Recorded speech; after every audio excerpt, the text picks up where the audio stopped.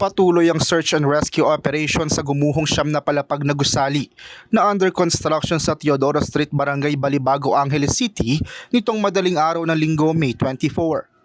Ayon sa inisyal na investigasyon, nangyari ang insidente bandang alas 3 ng madaling araw kasunod ng malakas na ulan at hangin na naranasan sa lungsod noong Sabado ng gabi.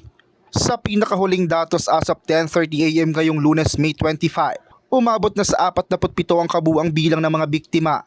Sa bilang na ito, 26 na ang nailigtas, 16 pa ang nawawala, habang 4 ang kumpirmadong nasawi.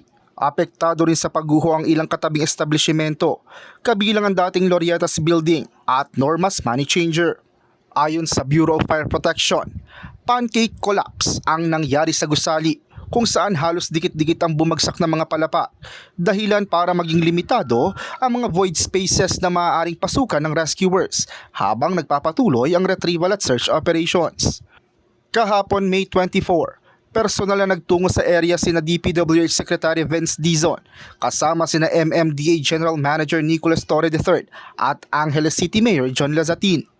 Ayon kay Dizon, isa sa pinakamalaking hamon sa operasyon ang pagiging unstable ng lugar.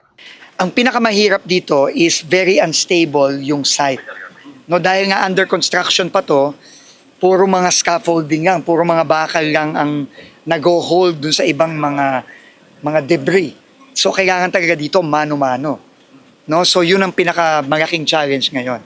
Challenge dito hindi lang sa search and rescue, pero challenge din to para naman hindi delikado at matrap yung mga rescuers natin. Siyempre, priority din natin yung safety ng mga rescuers natin. No?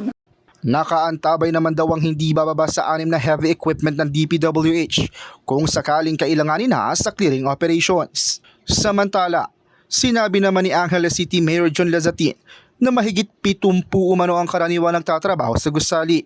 Ngunit marami raw ang umuwi dahil weekend, kaya hindi pa nila matiyak ang eksaktong bilang ng mga natrap. As of May 24, hindi pa rin daw nakakausap ng alkalde ang mismong may-ari ng gusali at ang mismong kontraktor nito. Wala po pong dumating sa side ng contractor at yung dumating lang po ang representante ng owner. Siyempre wala naman silang madi-disclose talaga. Siyempre unang-una, ang mag-vouch po kasi talaga yan yung project engineer saka yung nag-design po talaga ng gusali. Nakapagbigay na raw ng paunang tulong ang Angeles City Government sa mga naging biktima ng naturang trahedya. Sa ngayon, nagpadala na rin ang Police Regional Office 3 ng 175 na police personnel upang tumulong sa BFP, AFP at Angeles City CDRRMO para sa search and retrieval operations, traffic management at seguridad sa paligid ng gumuhong gusali. Raymond Tasoy, CLTV 36 News.